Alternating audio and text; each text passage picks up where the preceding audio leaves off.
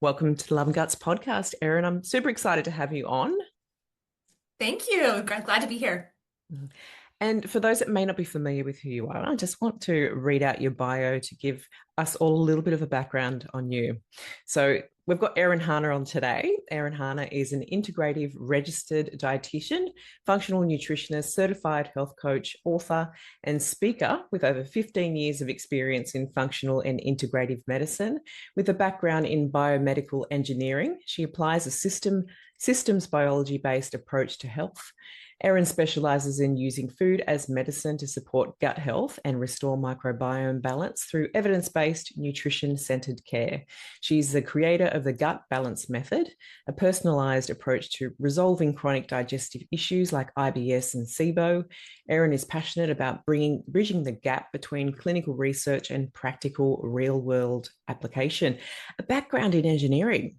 Geez, hmm how very different. Have you found it Yeah, really useful in what you're doing today? tremendously so. Oh, Yeah, in what tremendously way? so. In what way? So in engineering, we're taught that the body is a system. So I'm a biomedical engineer by training. So I have a bachelor's and a master's degree in biomedical engineering. And what we're taught is the engineering principles of we can figure anything out, combined with the biology and the biochemistry of everything in the body is connected, everything affects everything else. So Yeah. it's really this like grounded systems biology approach where if we change one thing, everything in the system changes. Mm. So I feel like that gives me a really different lens Yeah. than most nutritionists. Yeah, absolutely. So, what was the actual turning point that made you realize gut health was your calling? Yeah, this is a good one. It actually relates to my first graduate school experience. So I was actually working on my PhD in biomedical engineering. And I had a lifetime of digestive challenges, but they got way worse in grad school. I think it was a combination of the stress and Yeah. sitting in a lab doing programming with an ultrasound machine. It was like intense. And it all kind of came to a head where I just like hit the ground one day in the lab, passed out. One of my lab mates had to take me home. And it Wow. was this like real wake up call for me. It was like something is wrong with my body. And I'm doing all this work to figure out how to, at that time, I was working on liver cancer detection techniques with ultrasound, which was very cool. Mm, Except the majority of liver cancer is preventable with nutrition. mm, Like, mm. so I realized that I was A, myself and my own health was falling apart. And B, I was too late in the game. I wanted to go to the beginning where we could make the most difference. And that's really prevention. And the foundation is food. So Yeah. that was really the main turning point for me. And then a little bit later, after leaving that graduate program, doing health coaching training, and going back to get my master's in nutrition, I was working with hundreds of clients a year as a nutritionist for the wellness program at Cornell University. And what I realized really quickly was that so many people were struggling with gut issues. So many people were struggling with IBS. And their doctors and their healthcare team were just not serving them in the way that I could. So I Mm, was seeing these amazing outcomes with clients who weren't getting help anywhere else. And that's when I realized, like, this is what I have to do because I can fill this gap with food and nutrition and systems biology and putting the pieces together that so many clients were lacking. So that really did it for me. And I've been on that train ever since. amazing. That's just so fascinating. And so today we're going to be running through microbiome resilience, like from restrictive diets to diversified eating. And I've kind of gone down this rampage this year of talking about this because I think it's such an important topic, moving away from restricted ways of eating. So can you explain what's actually happening when someone gets trapped in that cycle of elimination diets and gut resets and all those sorts of things, etc.? Yeah, and I see this so often. And I think where it really comes from is this idea that at least 80% of patients or clients with IBS believe that food is the number one culprit of their symptoms. Mm, So if we have this connection of food is the cause, if we remove the food, it's going to fix the problem. Except that doesn't actually work. yeah, So what happens and what I see a lot of my clinic is that people will remove foods and keep removing foods and trying supplements and supplements and supplements and detoxes and eliminations and all of these things, except they're not addressing what's actually going on, what's yeah, driving the symptoms in the first place. So we're chasing symptoms instead of addressing why they're there. yeah. So for example, if someone's experiencing gas, right, you can take You can go to the pharmacy and get some drugs and help with the gas, but it doesn't do anything 2 hours, 4 hours later. It's just addressing that symptom in the moment. So I think the problem here is that we've gotten off track. Yeah. We think that the problem is food, but what I see the problem is actually the terrain of the body. Yeah. It's not the food that's the problem. It's the way the food is interacting with the whole digestive system from top to bottom. Yeah, absolutely. And we're not designed to have such a narrow diet and such a, yes, for some period of time, people might feel better when they're taking out certain foods that might be aggravating them. But like you said, it's like a band-aid fix, really. We're just treating the symptom, similar to constipation. It's like, okay, we could be taking things to improve constipation in the moment, but why is it actually occurring? And when it comes to things like chronic constipation, there's often multiple drivers that we need to investigate and uncover. So, how do you know when a client is ready to start adding foods back versus needing to stay on a restricted diet longer? Yeah, so there's a number of things I think about. So if we take a step back for just a second, we go back to 2018 and we think about the American Gut Project, which is a microbiome research project, citizen science based, which I love, of over 10,000 individuals who submitted stool samples. They sent their poop to the lab and they had it analyzed.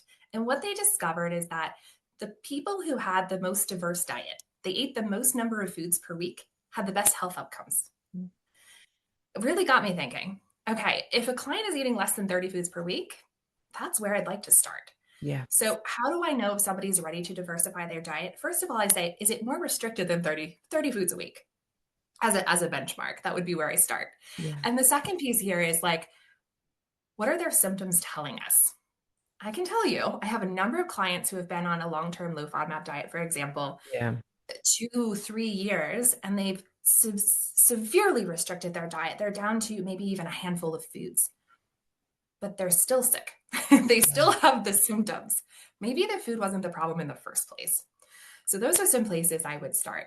I would also think about food fear and the way that people think about food as being problematic in their life versus food as nourishment.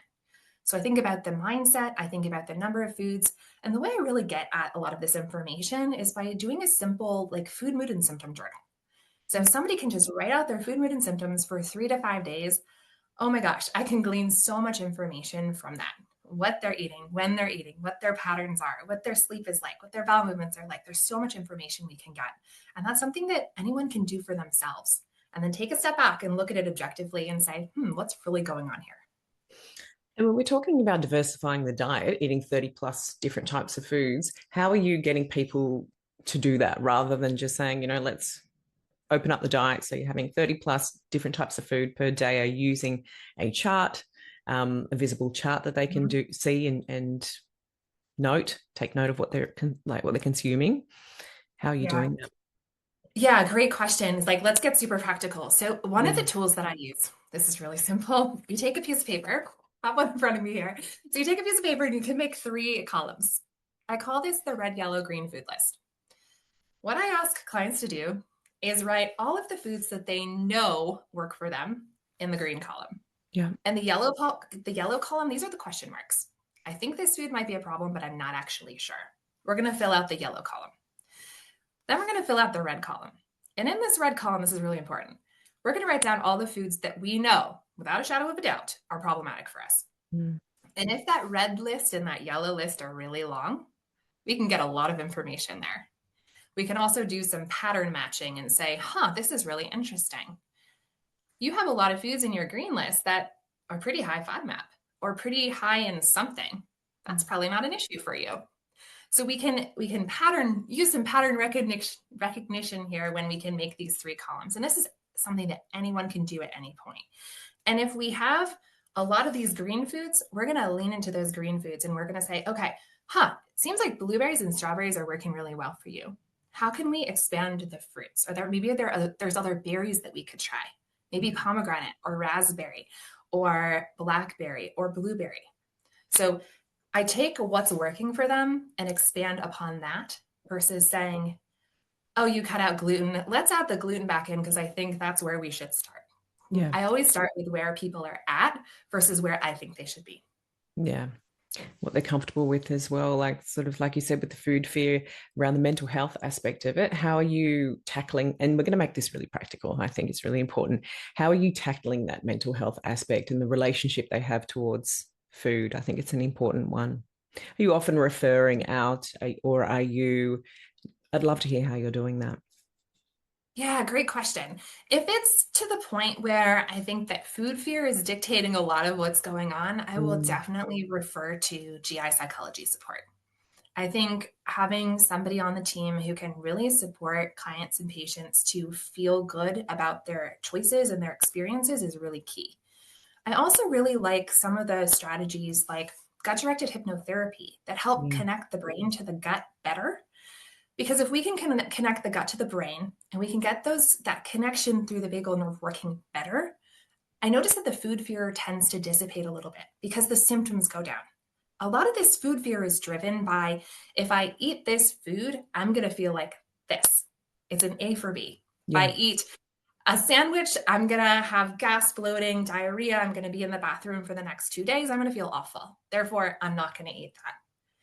So, if we can get the gut and the brain working better, if we can eat in a calm state, and I yes, am absolutely. huge about the behavioral components about eating.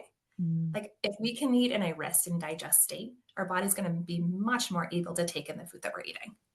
If we're stressed about the experience, no amount of adding in foods is going to help. It's going to make things worse. So the not just the what, but the how, I think is really how I go about that. Yeah, absolutely. So, what sort of roadblocks, like what are the key roadblocks, like motility, dysbiosis, permeability, that typically hold people back from food diversity? Because these are Oh, obviously mhm, things that people experience, which again instill a bit of fear if they're looking at changing their diet again. mhm. Yeah. So as far as the roadblocks, first I see more than anything else is that people are blaming the symptoms on what they're eating. Yeah, So if we can get out of this idea that the food is the problem, it becomes much easier to expand the diet. So if we flip that on its head and say, I don't think it's the food that's the problem. I think it's what's going on in the body that is really the challenge here. Because my friend Sarah can have a wheat sandwich and I can't. But why does one person accept a food and the other person doesn't? It's because we have different physiology. We have different microbiomes. We have different amounts of stomach acid and pancreatic enzyme secretion and bile flow from our gallbladder. We have different biology. We have different physiology. So instead, if we can focus on, okay, how do we get our bodies to accept food better so that we can expand the diet? We have to think about motility. Is food going through from mouth all the way out the other end in a reasonable amount of time? If it's going through slow, we're going to have over fermentation and problems with symptoms because everything is going through too slow. If things are going through too fast, we're going to have the opposite problem. We're going to have poor absorption and poor nutrient utilization, and we're not going to get the nutrients that we need from our food. If we have dysbiosis or like an imbalance of bacteria in either the small intestine or the large intestine, that's certainly going to affect how the food reacts in our body. So instead of thinking about the food being the problem, I flip it and say, what if the terrain is the problem? yeah, How can we make things better in our digestive tract so we can better tolerate the food that we're eating? yeah. I love that. It's so simple in the sense of if we can all recognize that we should be able to tolerate food, most foods. And so Oh, rather than seeing that as being evil, looking mhm. at investigating further why Yeah. why you're responding the way that you are to that particular food. So with SIBO or histamine intolerance layered on constipation, for example, how do you Mhm. determine which fibers are safe to introduce? Such It a can be good so question. nuanced, especially histamine. I look at the diet and I there's so many, and low FODMAP, there are so many great foods that we're asking them to take out for a period of time, whether you do or you don't. But we may Mhm. be for a period of time while we do the underlying work. But the idea is not to stay on that sort of diet for a long period of time. Um, but yeah, can you address the fibers component of this? Yeah, this is such a good question too, because fibers, we think about fibers. oh, it's just fiber. Go to the Oh, store, it's pick not up some. just fiber, is it though? Oh my gosh, it's so nuanced. It's such an incredibly nuanced topic because in the realm of fibers, we have prebiotics, we have the end products of the prebiotics. So prebiotics are what we feed the good bacteria or the bad bacteria in the gut. We have fibers that don't ferment. We have fibers that do ferment. We have fibers that exacerbate issues with histamines. We have fibers that make SIBO worse. Yeah. And we have fibers that are pretty great in all of those cases. So the first thing I think about here with fibers and is what you mentioned about constipation. So the first thing I think about is motility. How do we improve motility? And I will tell you, I've had so many clients come to me who just start taking fiber. Maybe they went to a GI doc and they said, hey, take more fiber. Hopefully that will help the constipation. If you're super backed up, starting to take fiber will often add more carbs to the traffic jam and actually make the constipation worse. Yeah. So I like to kind of get things moving before I add fiber. I use fibers and increasing fiber in the diet to keep things moving. And I don't usually add fibers until things are moving pretty well. And what I'm thinking about there is transit time. So transit time is the amount of time food takes from the bite that you eat until it comes out in the toilet. Yeah. I know we're getting a little particular here, but the transit time, what I'm going for is roughly 24 hours plus or minus 12. So somewhere between like 1 day from eating food until it comes out the other end. So if transit time is slow, we want to get it moving faster first. Then we can think about, okay, let's add some fiber. I like to start with food. I love to start with food first. Food first fibers that I'm going to use typically are soluble and they're typically low FODMAP, just because I don't want to irritate people's guts. So some food-based soluble fibers that are also low FODMAP, things like kiwi fruit, amazing research on kiwi fruit. Also kiwi fruit supplements can be great, but kiwi fruit, 2 per day can have huge benefits for constipation. High in soluble fiber, delicious. There's some seeds in there, really, really beneficial. So we think about food first. And then when we think about fibers, I really like partially hydrolyzed guar gum or sun fiber. It's one of my go-tos. Yes. It's slowly fermentable, doesn't cause problems with histamine most of the time, and it doesn't cause problems with SIBO. If somebody is struggling with constipation, I also really like psyllium husk. Or how do you say psyllium husk in Australia? Psyllium husks. Yeah. It's psyllium husk. Yeah, yeah. In some countries, it's isfagula, I think. Oh. It has a very yes. name. So and no, I can visualize the spelling of it, but yeah, but no, that's not Australia. And I don't even know if that's we're not that exotic. So I call it psyllium husk. You call it psyllium husk. So psyllium husk fiber can also be very helpful. It's not fermented well. It's very poorly fermented, which is actually a good thing if we're dealing with SIBO. Can be super helpful for constipation. The caveat is the water, though. I find that can be really constipating for some if they don't consume enough water. 100%. And this is the thing with fiber. If you're adding fiber, we have to have enough water. Yeah. And we have to do it slowly. Because if we do it too fast, it can cause more problems and add more carbs to the traffic jam. Yeah. Awesome. So psyllium husk, PHEG, and kiwi fruit and food, looking at other, and food. And then I will throw in one more, and that's acacia fiber. It's not available in food. It's acacia sap from the tree. I found that to be very, very helpful as well, particularly with SIBO. It's low fermentable, slowly fermentable, similar to PHGG if people are not handling that very well or don't really like it. It doesn't mix as well with water, though. So sometimes I have clients have more trouble taking that just because it's a little bit gritty and it doesn't mix with water. Yeah. So what I'm hearing and what we know is that there are, even if there's SIBO present or histamine and those things that you're working on, there are so many fibers that you can access to support yourself during that time. So we don't need to go completely without fiber if we're working on those issues. 100%. So how do you, which is great, how do you assess someone's fiber gap and create a realistic restoration timeline? Or is it very case by case, which it often is? Yeah, I think like my answer is always, it depends. It depends on what the goals are. It depends on what the symptoms are like right now. It also depends on like what's going on. right? So if SIBO is present, for example, we might have a different strategy than if somebody has constipation as their primary issue. If someone has irritable bowel disease like Crohn's or colitis, we're going to have a different strategy than if somebody has histamine intolerance. So first, really understanding what's going on and what the underlying needs are. Yeah. So when I'm doing that food, mood, and symptom journal that I mentioned earlier, one thing that I often do is have clients do it on an app. And the advantage of doing it on an app is you can do a little bit of a fiber audit. How much fiber are you getting on a daily basis, on average, over 3 to 5 days? If somebody's getting 5 grams of fiber a day, we know that that's significantly less than what would be ideal. Yeah. So in the United States, our recommendations are 25 grams for women and 38 grams for men. Yeah. I know all the different countries have different recommendations, but they're somewhere in that vicinity. They're very similar. Yeah. Okay, amazing. So if they're significantly different than the recommendations, I would say, okay, 5 grams. Can we get closer to the 25 if it's a woman, or 38 if it's a man? If they're at 40 or 50, sometimes I actually back them down because the fiber might be creating more challenges than is being helpful, especially if someone is doing a ton of insoluble fiber and they're having a lot of like gut pain and irritation and just not feeling well.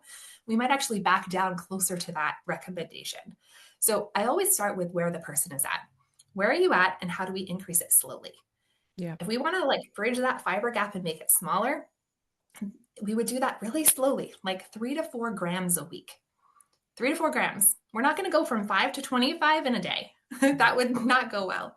We're going to start with 3 to 4 grams, and that could be from food or it could be from a supplement.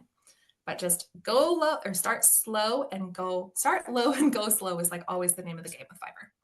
And for those that may not be familiar with insoluble fibers, some examples, would you like to provide some examples of those for people? Sure. Yeah, great. So when we're thinking about fiber, there's soluble fiber and insoluble fiber. Soluble fibers are typically something that's going to mix well with water. So if you think about chia seeds, this is a good example. So chia seeds, if anyone's made chia pudding before, you can take these little tiny seeds and you mix them with water, and they absorb about 30 times their weight in water. So you can mix them up and they go from being very liquid to being this mushy pudding. So that would be an example of a soluble fiber. It mixes with water and it absorbs water. Partially hydrolyzed guar gum or sun fiber is in that category as well. When we're thinking about insoluble fiber, this is more roughage. If you're thinking about a salad, we've got all of the lettuce and the roughage and the skins and the peels and the outsides of different fruits and vegetables. Also, like the husks of grains is going to be very high in insoluble fiber. They don't mix with water. Soluble fiber is amazing for people with IBS because it helps to normalize both constipation and diarrhea. Insoluble fiber is great for people who have constipation, but can be very irritating to the gut in high quantities.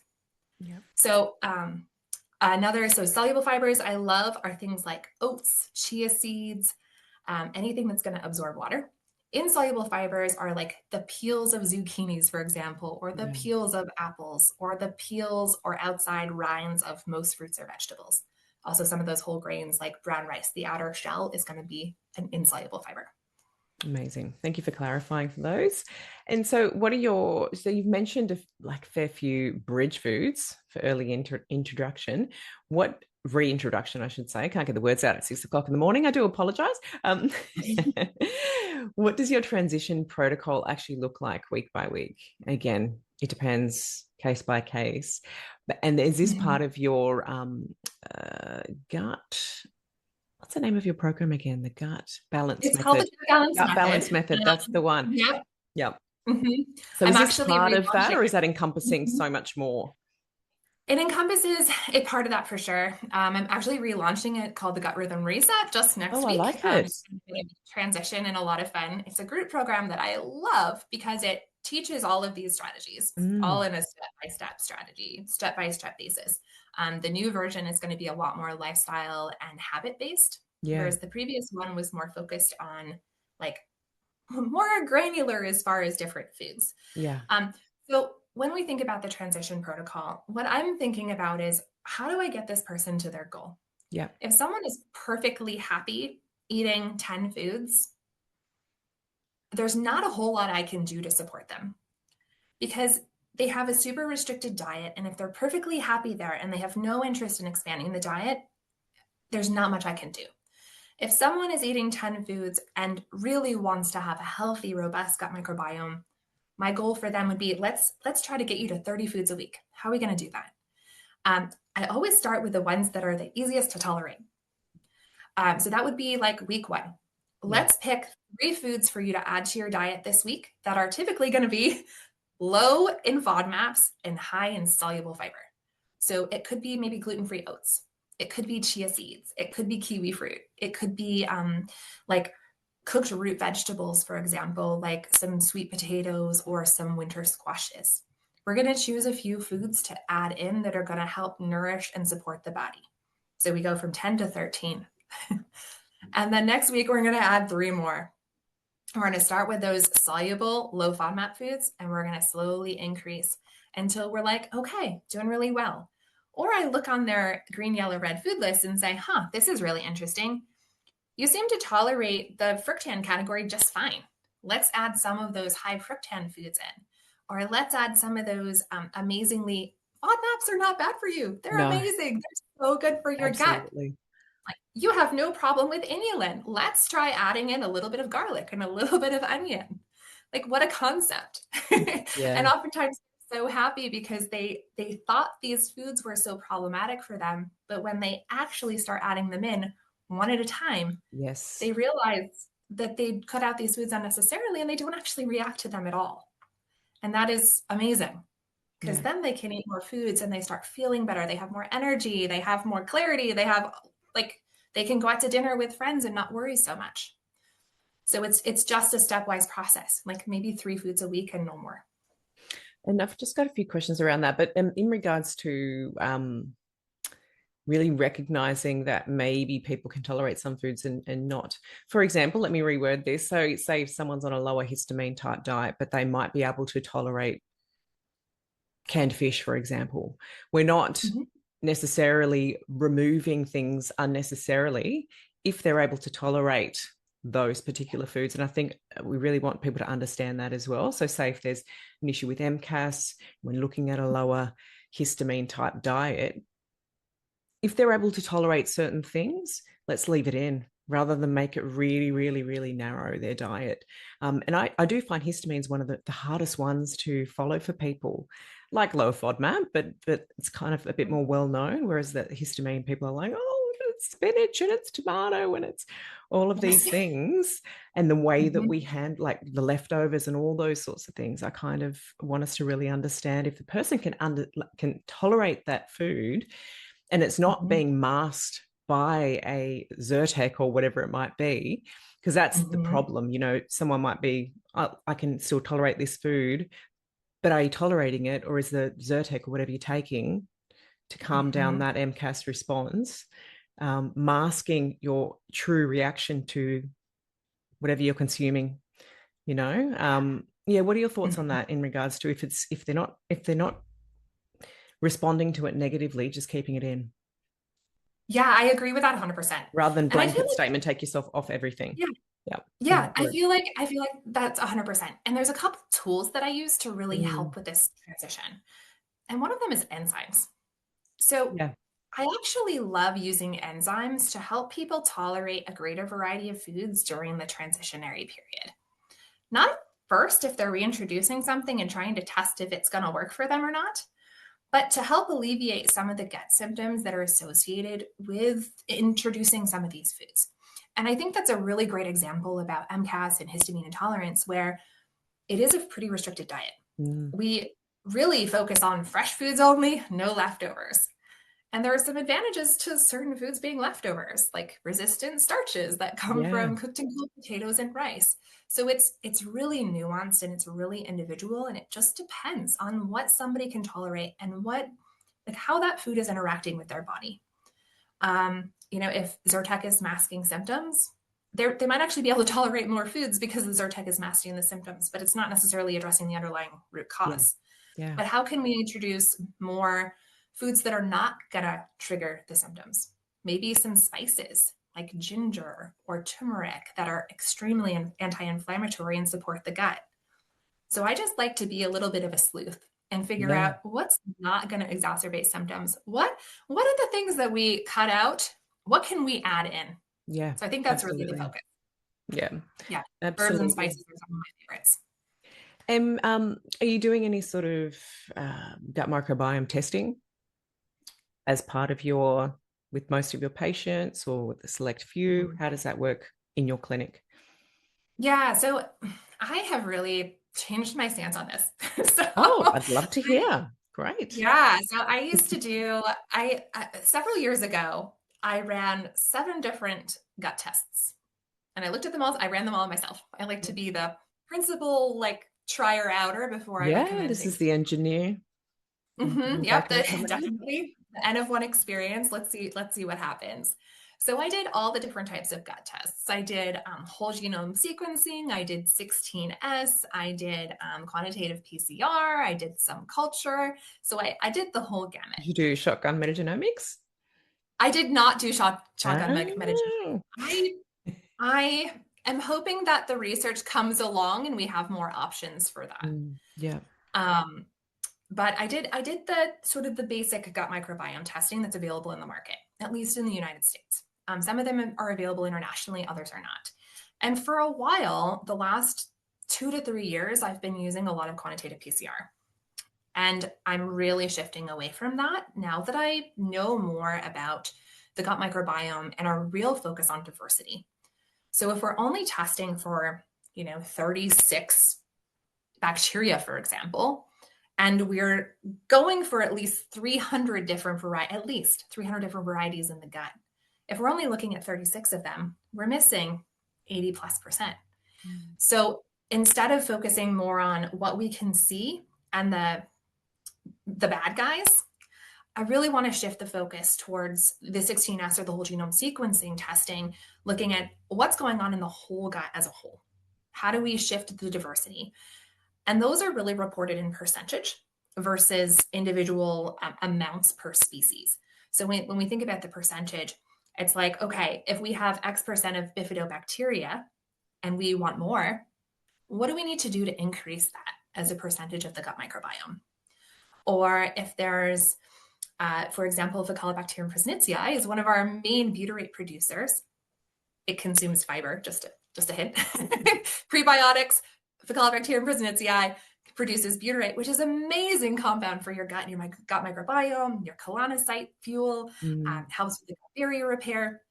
So if we know all of the players in the field, it's a lot easier to, add in some pomegranate or some blueberry or things that are going to selectively feed those organisms to improve the whole. Where it's a lot harder to do when you only know a few of the players. You definitely need to look at shotgun metagenomics then. Okay. We've got Microba here. Used to be Cobiome, but they're now renamed to Microba. Well, not renamed, they've merged to Microba, but they do they're looking at so many more species and their metabolites they're producing, and it's just so nuanced. I love it. I use it all the time, but I do get what you're saying. Amazing. Different things that are out there, different microbiome testings that are out there. Yeah. So what roles do fibers like PHGG, GOS, lactulose, acacia play as training wheels? You've mentioned acacia and PHGG. Where do other sort of prebiotics sit in that realm? How are you using those, if you use those at all? I will say, as a caveat, that lactulose is not available in the United States. Oh, so, yes, that's right. That's right. Super strange. It's a prebiotic. It's amazing. There are tremendous benefits from using lactulose. Super cheap. Tastes great. It's cheap. It's easy. Great client compliance, but you have to have a prescription for lactulose in the United States. So crazy. Which is crazy. It doesn't make any sense. So I don't use lactulose personally, even though I would love to, just because it's not available to us. I do use PHGG a ton because it's easy. It mixes really well with whatever you want to mix it with. It's very gut friendly for SIBO, IBS, all sorts of gut symptoms. So what we're trying to do is increase fiber and we're increase prebiotics to feed those good bacteria in the gut. I use that one probably first and foremost because it's so gentle. It's very slow to ferment, so it doesn't cause a lot of the gas and bloating symptoms that some of the other fibers might. And it mixes better and tastes better than acacia. Yeah. So that's probably my go-to as a training wheels scenario, especially if someone has a lot of food restrictions and they're just like, this food fear comes in. I can't introduce all these foods, or we have to go really slowly. Adding in that single ingredient fiber will help us get the benefit while not overwhelming the person or the system with too many new foods. Yeah. Awesome. So, what separates clients who succeed at the transition from those who get stuck, in your experience? I love this. So I think this has to do with the desire. Mm. So people who get stuck feel okay in a very restricted state. They just feel fine. They're complacent. So what if I'm not eating gluten, dairy, and histamines, and the list goes on and on and on? I can just stay home and eat chicken and carrots and like I'm fine. Right? So if that's the mentality, there's not a whole lot I can do because there's no desire to improve. So that's really the first thing. And I do see some people get stuck there, or the food fear will paralyze their ability to potentially experience more symptoms, because when we add in foods, when we add in fibers, there is a definite likelihood that the symptoms are going to get worse. Yeah. So this resistance to maybe having a negative experience when they try some cooked zucchini without the peel. Sometimes it happens. We like take our best educated guess as to what's going to be most appropriate, but sometimes symptoms happen. And that's where I use enzymes to kind of bridge the gap to help us feel better in the short term. But I think that's really the piece is like A, the desire, and B, the food fear. That's where people get stuck, not wanting to expand the diet because the symptoms are so negative and so awful, and they're just stuck in that symptoms-based mindset. And if I can help them understand that food is nourishment, and our goal is to nourish the body and nourish the microbiome so the microbiome can nourish your body back, that's a shift. And they can often expand with that in mind. So I'd love for us to talk about polyphenols and their role to play in all of this. So what are some unexpected sources that might work for sensitive guts? Yeah, so polyphenols are phenolic compounds. They're quite big and they're kind of like fibers. They act kind of like prebiotics, but they're not really prebiotics. So green tea, I love green tea. Very easy to tolerate. Lots of side benefits of polyphenols, lots of side benefits of green tea, but a great one that's really easy to tolerate. Another one is olive oil. Yeah. If we have a really good quality olive oil or olives, whole food olives, amazing source of polyphenols. Also blueberries and pomegranates. If we can't do the whole fruit, sometimes I'll do either cooked blueberries can sometimes be easier to tolerate. Blueberries are pretty high in insoluble fiber because of all of the skins. So sometimes we can do a fruit powder. And what they do is they basically take the blueberries, they put them in a freeze dryer, and then they pulverize them. So we can use teeny tiny quantities and have a tremendous benefit with these fruit powders like pomegranate, blueberry, cranberry, all super high in polyphenols and really supportive to the gut. Like pomegranate, blueberry, and cranberry all specifically feed Akkermansia muciniphila as well. So we have some real benefits to the gut barrier, so we can actually better tolerate the foods that we're trying to eat. Other ones are herbs. So we forget that like cilantro. Herbs for the Aussies out there. Yeah. Okay. Cilantro and Yeah. parsley and basil are amazing and super rich in polyphenols, very supportive to the gut. And then other just like bright red, bright purple foods like roasted red bell peppers is another one. Like we often forget that the foods on our plate are like loaded with all these gut supportive nutrients. Absolutely. And we don't have to get it from a pill or a powder. We can actually just get it from eating food. Yeah. Absolutely. So I'd love for you to give us some practical dishes that you might recommend. And I know you wanted to talk about this, and I'm excited that you do want to talk about this because I think this is really something that people can walk away with and like apply over the next day or so. So give us some examples of some dishes that you might often recommend for this transition phase, for sensitive guts, taking people off restricted diets. Yeah, 100%. So I think the precursor to this is the culinary nutrition piece. So we can make food more tolerable by processing it in a way that it becomes easier on our body to absorb and digest. So blending, cooking, pressure cooking, soaking, sprouting, these are going to be amazing strategies to make foods more tolerable. So, like as an example, if we were going to eat beans, and beans are very high in a galactoligosaccharide, which is a FODMAP, which can be pretty tricky and create a lot of gas for people. Yeah. There's some simple tricks, like if you soak the beans and then discard the soaking water, Yeah. and then you can pressure cook it. And when I pressure cook, I throw in a little piece of kombu seaweed, and that kombu seaweed helps break down it has alpha galactosidase, which helps break down the galactoligosaccharides that cause a lot of gas and bloating. So we can just prepare our food in a way that it's easier to tolerate. So going back to the top, like when we think about blending, we can puree soups. So those roasted root vegetables that I was mentioning before, like sweet potatoes or winter squashes, roasted red bell peppers, we could put those in a blender and pulverize them and then chew them as we're eating, even though they're liquid, Yeah. and really enjoy a nourishing, rich, savory food that's going to feed our gut microbiome. I also like to do the same with smoothies.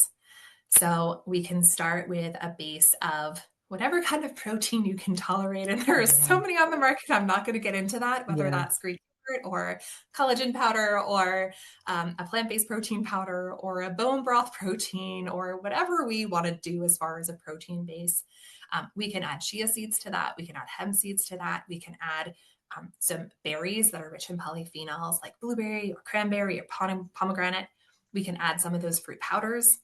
We can add, this would be a great opportunity to add something like a partially hydrolyzed guar gum or an acacia or inulin if you can tolerate inulin. Keep in mind, it's great for the gut microbiome. However, it's very high in FODMAP. So that would be one that I would not start with for sure.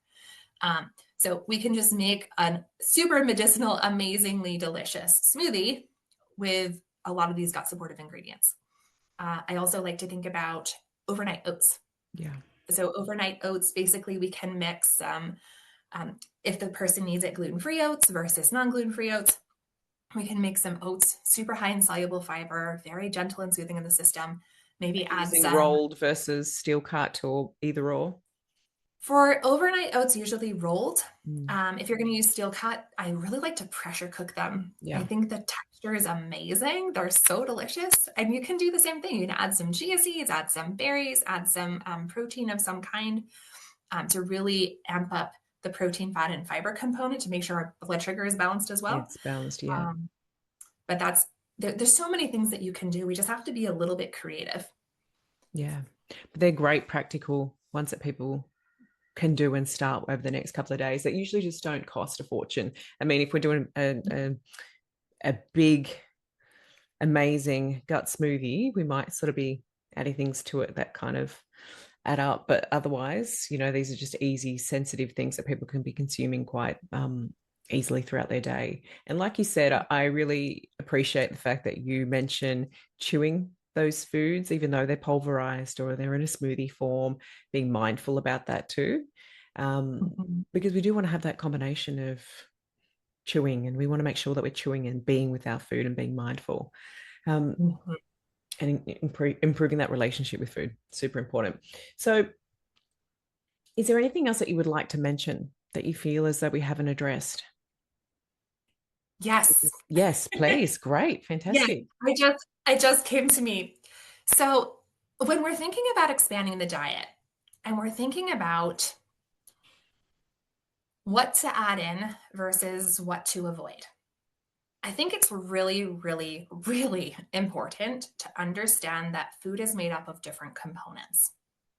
So one example of this would be gluten. So many of my clients will come to me saying, I can't eat gluten. Gluten's a huge problem. And I ask the question, can you eat sourdough bread? Because if they can eat sourdough bread still has gluten. Yeah. And if they can eat sourdough bread with no symptoms, I have this big question in the back of my mind. And I'm wondering, is it the gluten or is it the FODMAPs? Yeah. Is it the fructose? So sometimes we vilify whole categories of food when it's really like a piece to the puzzle and we need to just dig a little deeper. So if you can eat gluten and the fructans are bothersome. There's like so many different things that we can do with that. We can expand the diet tremendously. Same thing with dairy. So many clients will come to me saying, Erin, I can't eat dairy, hugely problematic, or gives me a lot of gas or bloating, or it causes diarrhea, or I just don't feel well when I eat it. And I like to kind of pick and tease apart the pieces of that dairy statement. Yeah. Because in dairy, we have casein and we have whey and we have lactose. What part is actually the issue for you here? Is it the lactose? That's pretty easy to deal with, honestly. We can take lactase digestive enzyme. We can take a broad spectrum enzyme. We can avoid lactose, right? Pretty easy. Casein's a little harder. But is it the casein because it's A1 very inflammatory casein?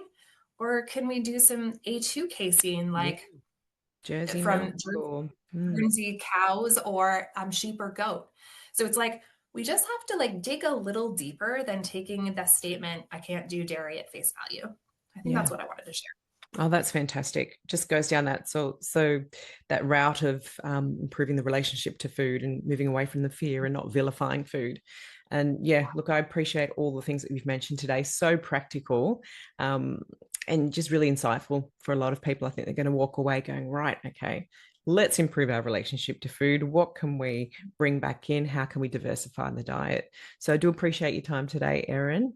Hopefully we get you back on. And is there anything you'd like to say about your gut balance method? How can people get in contact with you and what's next for you? Sure. Probably the easiest place to find me is on Instagram. So I'm at Erin Harner Coaching, or you can go to my website, which is www.erinharner.com. Those are probably the easiest places to find me. But I obviously am a gut health nerd and I eat the stuff up, and I just so appreciate you having me here today. Oh, you're very welcome. And guys, if you've enjoyed this conversation or you know someone in your life that needs to hear it, please make sure you subscribe to Love and Guts and share this episode with them so they can fill up on the valuable content that Erin Harner has created or presented to us today.